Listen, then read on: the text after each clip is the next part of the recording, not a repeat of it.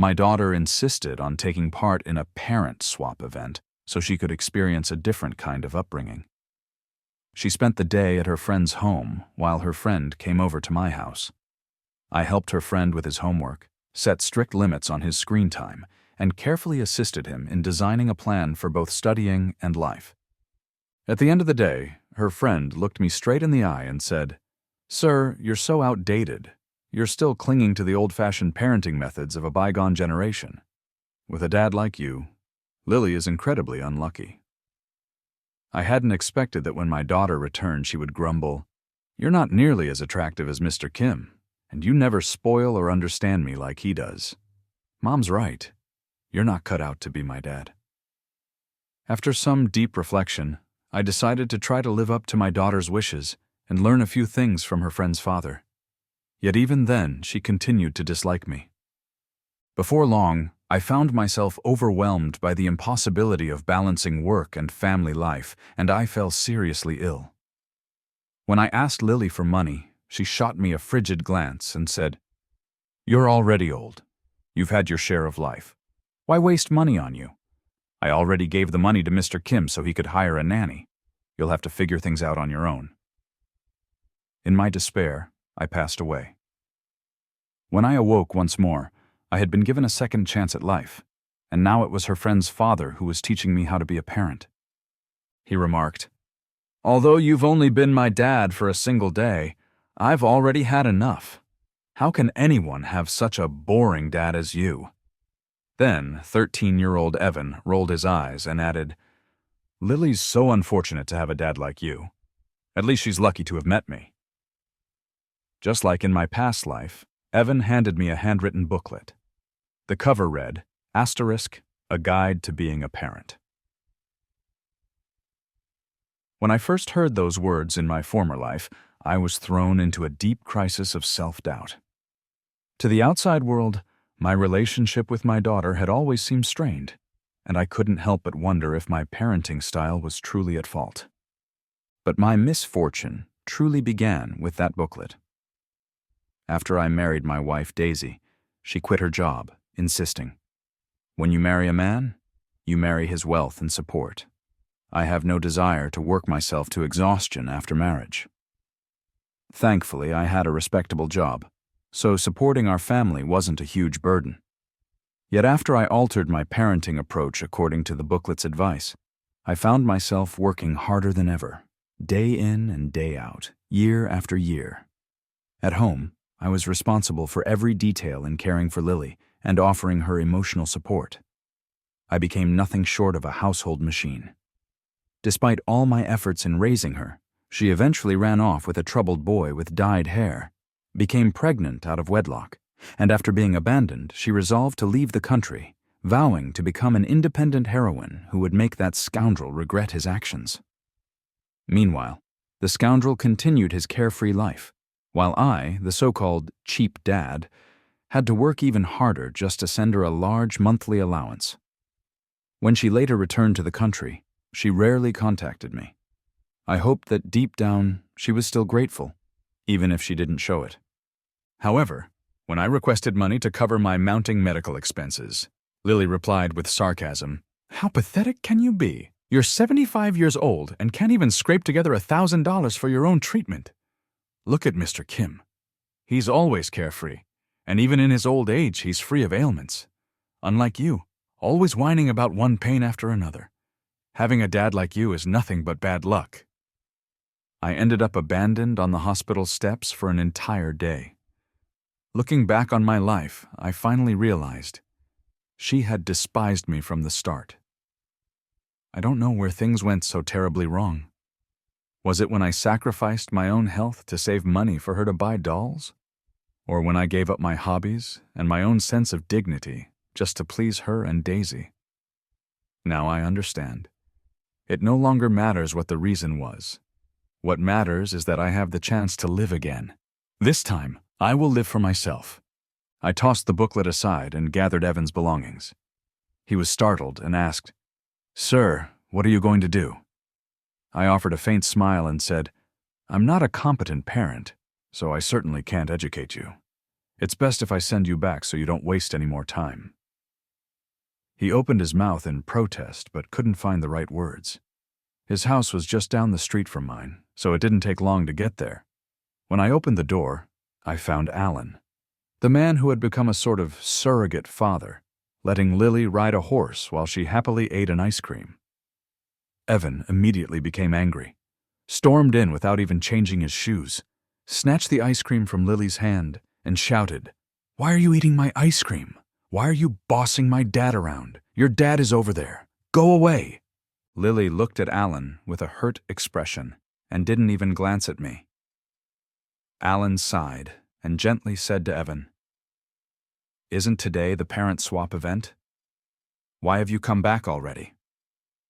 Lily proudly declared, "Yes, Evan. According to the rules, he's my dad today. Your dad is over there." She pointed at me, her tone brimming with disdain. Evan's disgust deepened as he stomped his foot and shouted, "My dad isn't like that. That's your dad. You two look exactly alike." Lily was left speechless. Her eyes reddened, her lips pressed tightly together, and her face flushed with anger. The next moment, she cried out, "I don't want that kind of dad. I want someone like your dad to be my dad." Alan looked at me apologetically and said, "Mr. Lee, don't take these childish words to heart. How about this? Let Lily stay with us today, and once she calms down, I'll send her back." I had experienced a similar situation in my previous life. Back then, driven by possessiveness and a desperate need to prove I could be a good father, I forcibly took her back. This time, I decided to try following Alan's approach and spoil her a bit. But Lily maintained a scowling expression toward me throughout the day, ignoring anything I said, while secretly telling her mother that I was nothing but a pretender, a wolf in sheep's clothing who feigned kindness while being inherently flawed. The insults were sharp. What could I say in response? Since they claimed it was all my fault for not doing more, I reasoned that if I spoiled her again, I'd merely end up having to call her Dad. I smiled and said, "Then I'll leave the rest up to you. She may stay here as long as you don't mind." All three of them widened their eyes in surprise, and Evan was, needless to say, furious. Lily was taken aback, and Alan's expression became complicated, a flash of displeasure crossing his eyes before being quickly masked by his customary politeness. He asked, "Isn't this a bit inappropriate?" I turned to Lily and inquired, "Do you think it's all right?" Lily looked longingly at Alan and said, "Can I stay with Mr. Kim for the rest of my life?" Alan paused for a moment, then smiled and said, "Of course." He glanced at me as if expecting me to object. I sneered and turned to leave, thinking, if they're so attached to each other, let them be. That weekend, Lily didn't come home. Suddenly, I found myself with plenty of free time. I could leisurely meet up with my buddies to drink and enjoy skewers, then head over to an internet cafe to play games all night. I no longer needed to worry whether Lily had finished her homework, nor did I have to wake up early to drive her to school. I slept in until 3 in the afternoon, ordered takeout, cracked open a can of beer, and stretched my legs while watching a sports match, relishing a lazy afternoon. When I saw a new game I'd been eagerly awaiting, I immediately ordered the collector's edition. At that point, I hadn't given up on myself. In my spare time, I continued writing online articles for extra cash, something I had never been able to do in my past life since every penny went toward supporting Lily and Daisy. Later, Daisy complained that I wasn't spending enough time with her, so I had to abandon that part-time job. From then on, every minute outside of work was devoted to providing what they called emotional value to Daisy and Lily. Now it felt liberating to have that time back. While I was at the internet cafe gaming with my friends, Daisy's video call suddenly popped up. When the screen appeared, I noticed that Lily's face was bruised. Daisy, furious, demanded, "Where have you been? You didn't even answer your phone. Look what happened to our daughter. Are you just going to ignore it? What use are you in this household?" I raised an eyebrow and asked Lily, Weren't you at Mr. Kim's place? Who dared to hit you? Lily pouted and replied, Who else but Evan? I nodded. Then you must have done something to anger him. With a shaky voice, she said, All I did was call him a dad. Does that really warrant him hitting me? I asked. Didn't Mr. Kim stop him? Suddenly, Lily's eyes filled with tears as she wiped them away silently. I became suspicious and said, Could it be that Mr. Kim simply allowed him to hit you? What's the point of pretending not to favor his own son?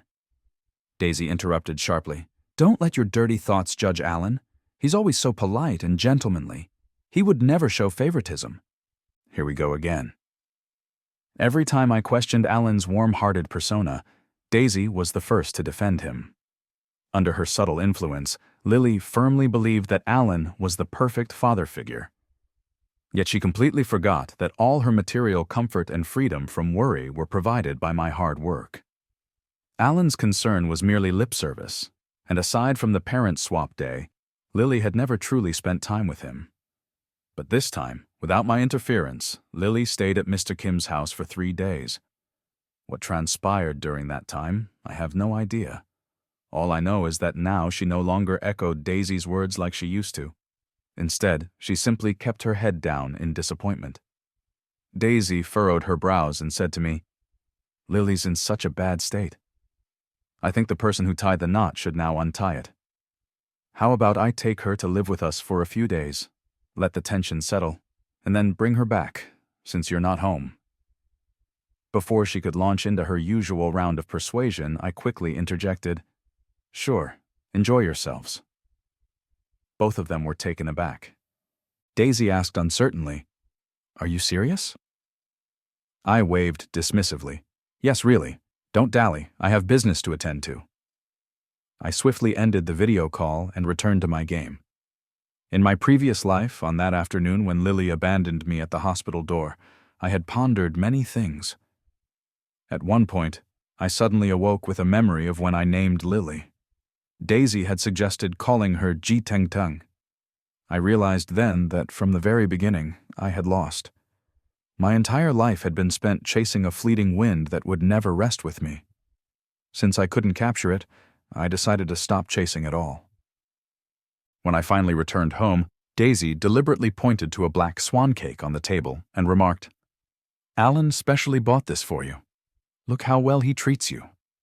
He's a single father struggling to care for his child and earn a living, yet he often brings you gifts. You should do more to help him in the future, all right? I stared at the cake and couldn't help but laugh. Ever since Alan arrived, he'd always acted so sincere and kind. He would respectfully call me Mr. Lee and frequently brought food and drinks. But who buys someone a black swan cake for no apparent reason? Those snacks and beverages were clearly leftovers from his outing with Daisy. I nodded at Daisy. I see he truly adores Lily, and Lily wants him to be her dad. How about we let Lily stay there permanently? They could be companions, and she can simply call him her godfather. Daisy was visibly stunned. She immediately stood up and said, Richard, since when did you become so generous? Do you have someone else on the side? I replied, You used to be so concerned about Lily. If she didn't come back for a while, you'd be out searching for her. Now you're actually willing to let her stay at someone else's house? I smiled. Alan isn't just anyone. He's the one you trust most, isn't he? Daisy was momentarily speechless. Then she asked, Where have you been these past few days? Did you go see an ex-girlfriend? She frowned, pouting, and snatched my phone to check my spending records. If the old me had seen this, I might have believed she truly cared about me. But now, it all seemed laughable. After reviewing my expenses, she exhaled in relief, rolled her eyes, and glared at me in disgust. You're already a father, and yet you're still hanging out at an internet cafe playing games. How childish. This is the last time you're allowed to do that. Then she suddenly busied herself with cleaning. Someone once said that when a person feels guilty, they tend to stay occupied. That was exactly what Daisy was doing now. As she wiped down the table, she remarked, Lily is a girl after all. and there are some things that Alan just can't handle. I interrupted. Fine, go ahead.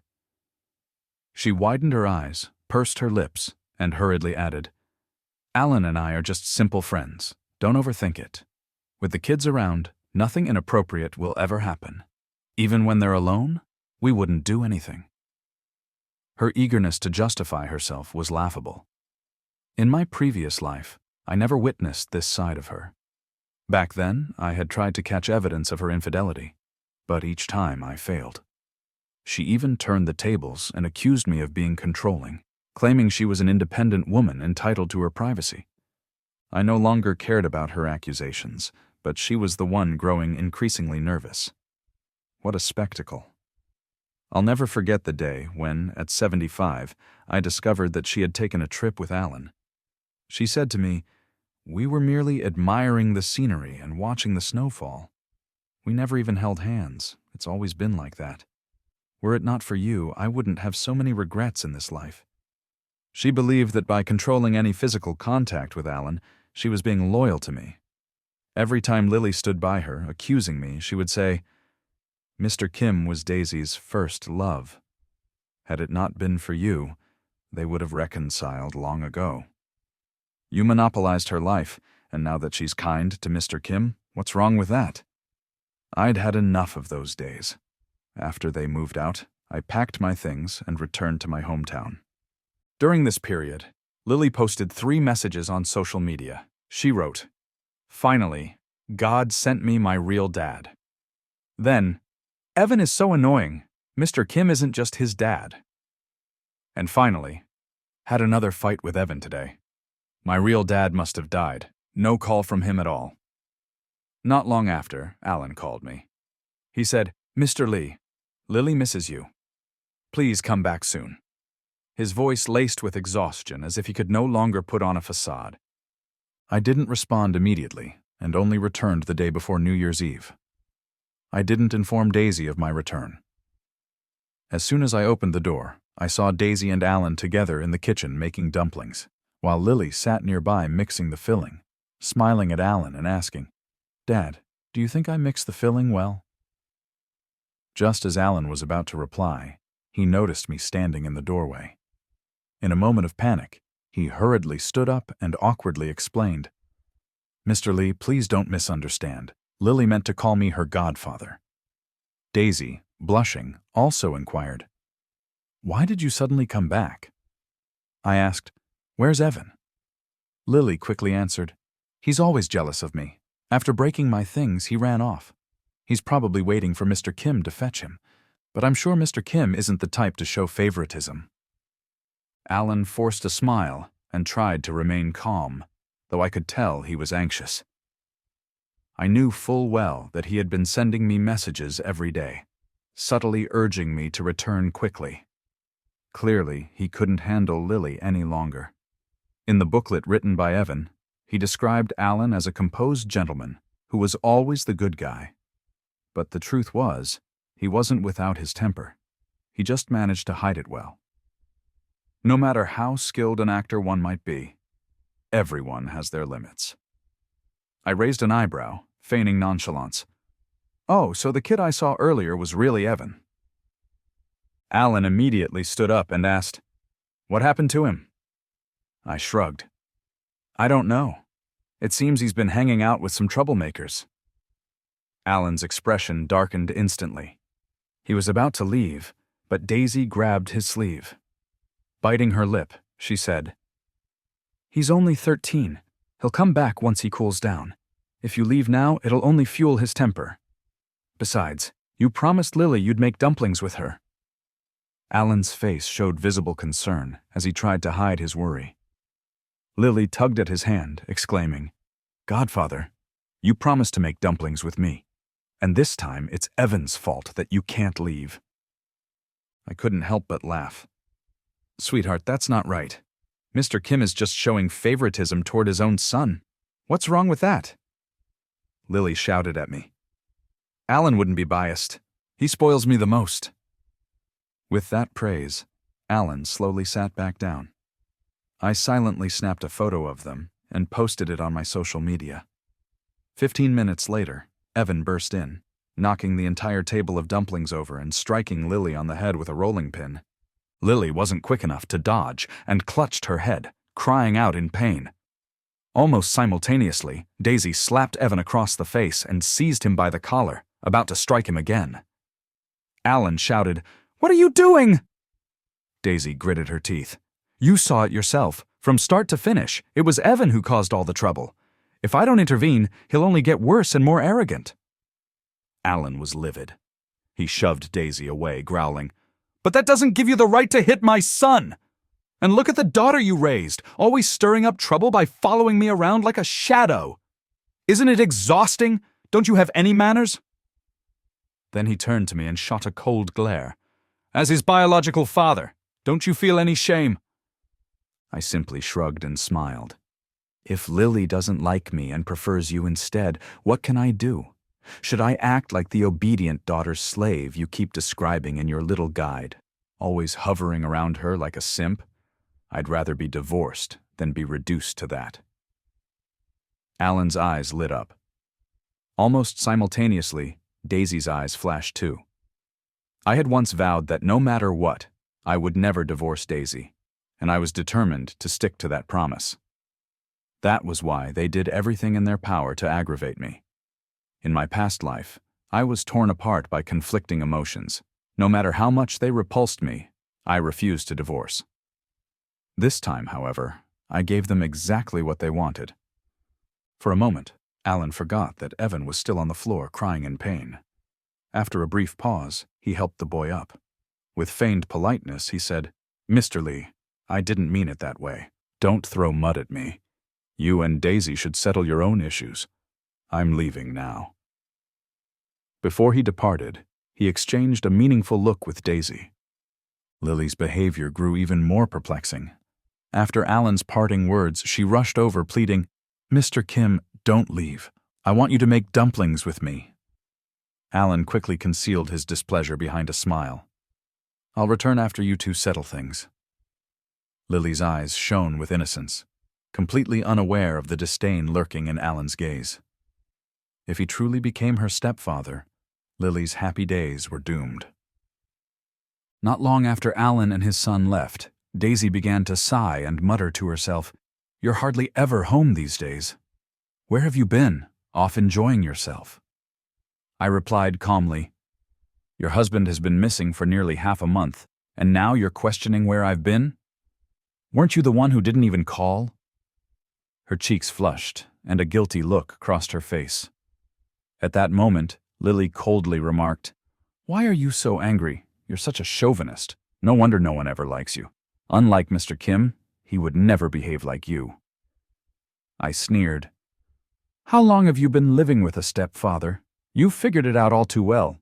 Perhaps in time you'll realize that I'm actually the best father you could ever have." She rolled her eyes and said, "Stop being shameless. If we weren't related by blood, I wouldn't even want to call you Dad." Agitation mounting, she suddenly screamed, "You're just an unwanted extra in this family. Can't you just leave and know your place?" I turned to Daisy and asked, "Do you feel the same?" Lowering her gaze and furrowing her brow, she replied, "Richard, you know I've never done anything to hurt you. I wanted to live happily with you, but as a mother, I believe a child's physical and mental well-being is paramount." I nodded in agreement. "That's true. In that case, let's get a divorce." Daisy froze, as motionless as a statue. Even Lily was stunned, and her anger dissipated instantly. Daisy said, "Don't joke with us." I smiled coldly. "I'm not kidding about this." Lily's eyes lit up as she exclaimed to Daisy, "Mom, hurry up and draw up the agreement. Otherwise he might change his mind." Daisy frowned and softly scolded her. "Don't speak so carelessly. We'll discuss this later." Daisy always acted like a saint, even while wanting it all. An hour later, she handed me the agreement, saying, "For Lily's sake, we'll temporarily divorce. When she's better, we can remarry." I skimmed through the document and tossed it aside. Regarding the asset distribution, it isn't fair. Daisy's face paled as she asked, What's wrong with it? I replied bluntly, "By law, you've been using the money I earned to support your brother's expenses all these years. The house you bought for your parents back home without consulting me must be included. And I've learned that you secretly loaned money to Alan for a car over the past few months. This, too, needs to be considered in the distribution." Her face drained of color, and she stared at me, dumbfounded. Ultimately, realizing she was in the wrong, she agreed to my proposed distribution, and I claimed most of the assets. On the first day back at work after the new year, we filed for divorce, entering a mandatory 30-day cooling-off period.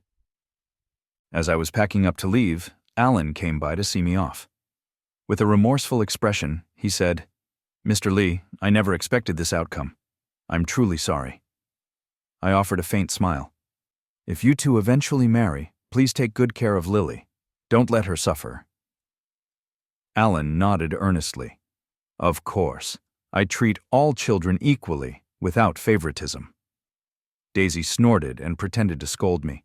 "Richard, what are you talking about? Alan and I don't have the kind of relationship you imagine. Lending him money was nothing more than friendly mutual help. Don't overthink it." Such hypocrisy. I couldn't be bothered to argue further, so I turned and left. From now on, everything in that place would no longer concern me. But what I hadn't expected was that Daisy suddenly began messaging me constantly. The day after the divorce, Daisy texted me, complaining that Evan was rude and that as soon as he moved into his new place, he started fighting with Lily over the room. By the third day, she lamented again, saying it was exhausting to care for two children, especially one who wasn't even her biological child. On the fifth day, her messages began to question Alan. She wrote, "Both kids keep asking him for help with their homework. Lily really doesn't know any better, but Evan pretends to be clueless just to gain attention. He actually lets Lily do everything on her own. He wasn't like this before." I didn't reply. Every day, I was out enjoying life with a few good friends, playing basketball after work, sweating it out, showering, then heading to an internet cafe to play games. I was living the carefree life I'd once longed for, with no time to deal with these trivial issues. Unexpectedly, during the Lantern Festival, Daisy called me directly. She began with more complaints. "Every year, I return to my hometown for the festival. Lily misses her grandparents. But just as we were about to leave, I found out that Alan only bought Lily a ticket to her grandparents' house and expected me to go with him and his son to his place." Her tone was indignant. Before she could continue, Lily grabbed the phone from her, exclaiming, "Dad, how could he do this to me? When I changed dads, he treated me so well." I was at a loss for words and replied, "You chose your dad yourself, so there must be some misunderstanding. Just go and act a little cute. It'll all work out." In a trembling voice, Lily pleaded, "Dad, can't you not divorce? Before the divorce, Mr. Kim was really good to me." I sneered inwardly. Of course, a thankless child remains thankless. I couldn't expect her to truly regret her actions. I remained calm and answered slowly, "I can't do that." Then I hung up the phone. When they tried calling again, I refused to answer. Instead, I quietly forwarded Daisy's messages along with a recording of the conversation to Alan. In response, Alan lost his composure and texted back furiously, "Now that you're divorced, why are you still playing games with me? Trying to turn things around during the cooling-off period. Dream on. Don't think Daisy is angry with me. Just a little flattery, and she'll be back in my arms." He clearly still didn't understand Daisy. Daisy liked to call herself an independent fairy, someone who loves herself above all. How could such a person ever be willing to return to her husband's family, bearing the guilt of neglecting her daughter? Sure enough, based on what I saw on social media, it ended with Alan and his son compromising and joining Daisy at her parents' home. The next day, my former brother-in-law informed me that a good show was unfolding at home. My father-in-law, in an attempt to test whether Alan was a good stepfather, deliberately favored Lily, repeatedly embarrassing Evan. Eager to prove his loyalty to his future father-in-law and reassure him about Daisy, Alan chose to favor Lily temporarily, neglecting Evan time and again. My brother-in-law even overheard Alan telling Evan to hold on for another month, assuring him that everything would be fine once the cooling-off period ended. But it wasn't long before Evan came looking for me. When he found me, he was holding a phone recording a video and shouted at the camera, "Dad, I finally found you." I smiled and asked, "Are you sure you have the right person?" He shrugged indifferently and said, "Ever since the day I changed dads, I haven't switched back. From now on, you're my dad." It was clearly an act of rebellion, a way to provoke Alan. I sneered, "Sorry, I don't want a son like you." He quickly changed his tone and blocked my path, saying, "You have nothing left now, and I'm the only one willing to be close to you. What gives you the right to reject me?" I replied slowly, "I have money. I have free time. I have my cherished career, and I have the parents who raised me. I'm content." He paused for a moment, gritted his teeth, and said, "But you've lost your wife and daughter. They're the most important people in your life." I was speechless. "You may have misunderstood," I said. "It's not because they are my wife and daughter that they're automatically important to me. It's the people I truly value who matter. No matter what your identity is, it doesn't make you automatically important. Parents raise their children without thought. Children grow up and forget their parents, and husbands and wives marry yet live apart. Do you think they find each other important?" He cried out, "I don't care. Go get my sister back. Don't let her keep taking my dad." I spread my hands and said, "That's not something I can control. What can I do? Your dad is simply that amazing, and my daughter depends on him so much." Suddenly, he grabbed my hand, and with an almost pleading tone said, "No, she took my dad, so I'm going to take your dad. You have to treat me the way you treat him." I sighed and asked, "How exactly do you want me to treat you?" He replied, "Just follow the parent guide I wrote." Hearing his entitled tone, I almost laughed. I raised an eyebrow and said, "All right. Since you're still young, I'll take care of you for a few days. But let me be clear, I'm not your dad, and I won't follow your guide. If you want to stay with me, you'll have to abide by my rules." He fell silent for a few seconds before slowly nodding. I smiled wearily. I arranged a room for him, set up a study schedule, made sure his meals were nutritious, helped with his homework, and then took him out to relax, whether it was playing games, visiting an amusement park, skiing, dining on good food, or buying fun things. I treated him the way I used to treat my own children. The difference was that while Lily often refused to do things with me, citing a generational gap, Evan had no choice but to go along with whatever I suggested. Lily always thought of me as an outdated relic who couldn't grasp modern ideas, so she rejected any invitation to spend time together.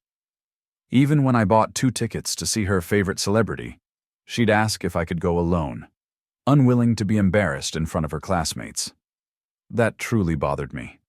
But taking Evan out to experience these activities gave me a renewed sense of purpose. On the first day, he wore a constant frown and kept checking his phone as if awaiting a message. By the second and third days, he began to smile more. He was fairly average in many ways, but he exuded an extraordinary confidence. Even if his grades were poor, he'd reassure himself by claiming he was a late bloomer destined to surprise everyone. When he nearly had an accident while skiing, and I had to rescue him, he declared himself a child blessed by fortune. Later, he said, "Mr. Lee, I didn't expect you to be so amazing at skiing." And I noticed, perhaps for the first time, a glimmer of admiration in his eyes. I taught him skiing techniques, helped with his homework, and even arranged Spanish lessons for him. His schedule was packed, and the day his teacher praised his rapid improvement, he leaped up and cheered for me, posting multiple updates on social media proclaiming that he could be a genius too. At that moment, I realized it wasn't my teaching methods that were at fault. It was that Lily's dislike for me made everything I did seem wrong. With that realization, my connection with Evan began to wane. When I was packing up his things one day, he walked in excitedly and said, "Mr. Lee, let's go to that comic convention. Our favorite cosplayers will be there." His smile froze when he noticed what I was holding in my hand. His voice trembled as he asked, "Sir, what are you planning to do?" I calmly replied, "You're not my son, so I can't keep taking care of you. You should go back now." Before I could finish, Alan's anxious voice came from outside the door. "Richard, give my son back to me." Evan's face changed instantly as he hurried to the door. I saw Alan standing there, disheveled, his hair messy and greasy, eyes red, and the buttons on his shirt misaligned. He looked completely unkempt, a far cry from the elegant, composed man I once knew. Perhaps seeing him in such a state for the first time, Evan took a few steps back in shock. Alan, however, grabbed him and said, "Evan, come home with Dad." Evan retorted coldly, "Aren't you the one who loves Lily the most? Go take care of her. I'm fine here. It's much better than being with you. Yesterday, my teacher praised my progress, and it looks like I'm not as bad at learning as you claimed." Alan's brows furrowed, as if he were about to explode, reminiscent of the fury I once felt when Lily infuriated me. He gritted his teeth. "No, you're my son, Evan. You have to come back with me. Our lives will improve. You'll even have a mom." Evan suddenly exploded like a firecracker. "Don't talk to me about Daisy. I hate her. She's not my mom. She never will be." This was undeniably true. In my previous life, although Daisy was fond of Alan, she treated Evan poorly.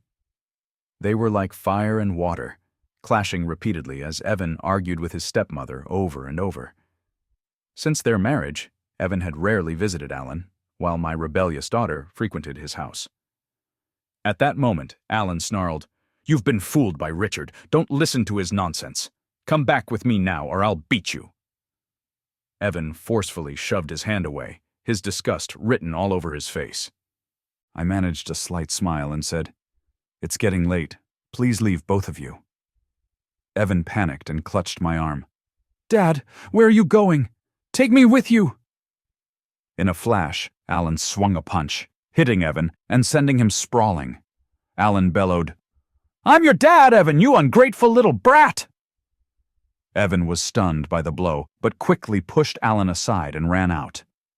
A familiar scene from my former, lonely, miserable life flashed before me. I closed my eyes, and when I opened them, the bright spring sunshine outside greeted me. Thankfully, everything seemed over. The day before the end of the divorce cooling-off period coincided with Lily's birthday. Daisy bombarded me with dozens of messages, pleading that if I didn't return, she wouldn't finalize the divorce. When I arrived, I found Lily unwrapping a gift from Mr. Kim, a necklace worth 20,000 yuan. Lily's eyes shone with affection, and Daisy's gaze softened as she looked at Mr. Kim, remarking, "I've wronged you these past days. Thank you for still caring about Lily." Even Daisy's father nodded in approval. Money, it seemed, wielded a mighty power to sway hearts. Suddenly, everyone turned to look at me. "Richard, where's your gift?" they asked. Lily muttered, "What kind of gift could he possibly buy? He's so stingy," though I noticed her glancing behind me as if expecting something. I recalled that during the days I cared for Evan, she had sent me messages implying I was an irresponsible father who neglected my own daughter in favor of raising someone else's child. At the time, I ignored her.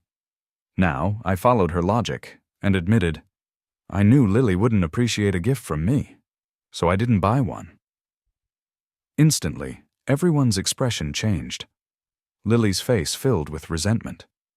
Mr. Kim looked genuinely surprised, clearly not expecting me to miss an opportunity to impress Lily. Daisy promptly pulled me aside and asked, "What's wrong with you? It's Lily's birthday and you didn't get her a gift. Do you really want a divorce?"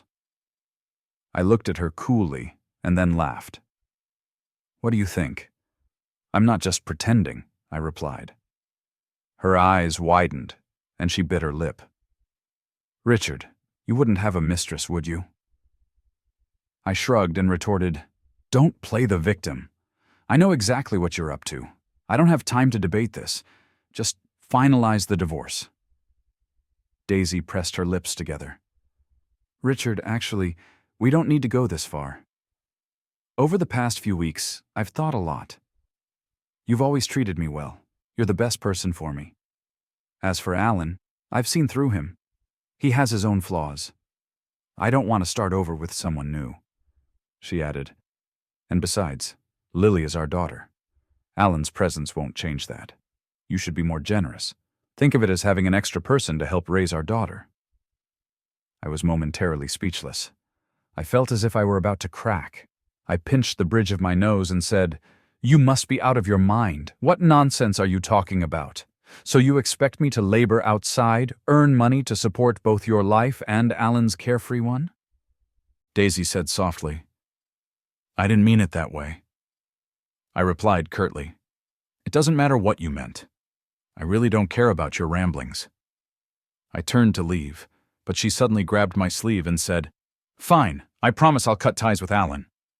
I wrenched my hand free and said, "Get lost." The next second, Lily burst in, pointing at me. "Mom, why are you trying to keep him? Mr. Kim was so good to me. I want him to be my dad, not you. Let's go." Daisy gazed at me deeply and in a soft voice said, "Richard, why do you always play hard to get? You know you still love me." I immediately gave her the middle finger. A short distance away, Alan stood with eyes swirling like stormy seas. He quickly pushed aside a bicycle and smiled at Lily. "Lily, I got you a bicycle too. You can ride this one for now. If it's uncomfortable, I'll buy you a better one." Lily smiled and reached out to take it. A gust of wind swept past me. I wasn't sure when, but Evan had been lurking outside, overhearing everything. Suddenly he rushed in, snatched the bike, and began inspecting it. Lily grew anxious and tried to reclaim it, saying, "This is my bike. Give it back." Evan, taller and stronger than Lily, shoved her aside with a dismissive press of his chest. "Get out of the way, you wild girl." Alan saw his hard-earned bond with his son beginning to crumble and quickly intervened. "What's wrong with you, kid? Your dad will buy you another bike soon." Evan retorted bitterly, "No!" His agitation escalated, his words spat out in anger as he sprayed Alan's face. His eyes were bloodshot, and he screamed, "All you care about is this woman and that wild girl. There's no room for me in your life. I don't want to live like this. Take your piece and leave me alone." In a fit of rage, he tossed the bike aside, pulled a knife from his pocket, and slashed across his own arm. Dark red blood oozed from the cut, a horrifying sight. Alan completely broke down, falling to his knees and pleading with Evan to stop. Son, why can't you understand? Please, stop!" Evan, beyond reason, laughed maniacally and slashed another cut across his arm. Then he looked at me with eyes full of desperate hope, as if waiting for me to say something to stop him. Noticing this, Alan turned to beg me, kneeling. "Mr. Lee, please, talk to Evan. He always speaks of you when he's back. He says I'm not as good as you at being a dad. Please, Mr. Lee, I'm begging you." He completely abandoned his pride, kowtowing furiously. "I was wrong. Everything was my fault. I was shameless, trying to seize your family's inheritance. I was despicable. Please, Richard, save my son. He's all I have." Before I could speak, Lily interrupted. "None of you are allowed to talk him out of it. You're my real dad and my future stepdad. You're all my dads, and none of you get to take sides." Alan's eyes narrowed, and in a flash of anger, he slapped Lily, twisting her mouth to the side. He cursed, "Shut up! If the Kim family ends with me, I'll take your life." Daisy, hearing this, immediately pulled Lily behind her in anger. "Why is your son acting like this? Why are you hitting my daughter? How come I never noticed you had such violent tendencies?" Alan's emotions shattered. In a moment of fury, he slapped Daisy across the face with a resounding crack and roared, "Hitting you is too mild! Do you see what's happening to my son? What nonsense are you spouting? For months, I've tolerated both of you, and yet you still have the nerve to get all uppity. If it weren't for your family's money, I'd have slapped you both 100 times by now. Lily's eyes widened in disbelief as she whispered, "Sir, you can't be serious, can you?" Alan gritted his teeth. "Serious? Who would want someone like you? A kid who even rejects her own father?" The room fell silent. In panic, Alan turned to Evan and tried to snatch the knife from his hands. I sighed and extended my hand toward Evan. "Evan, please give me the knife and let's go with your dad to get that wound bandaged." His nostrils flared, his eyes quickly filling with tears.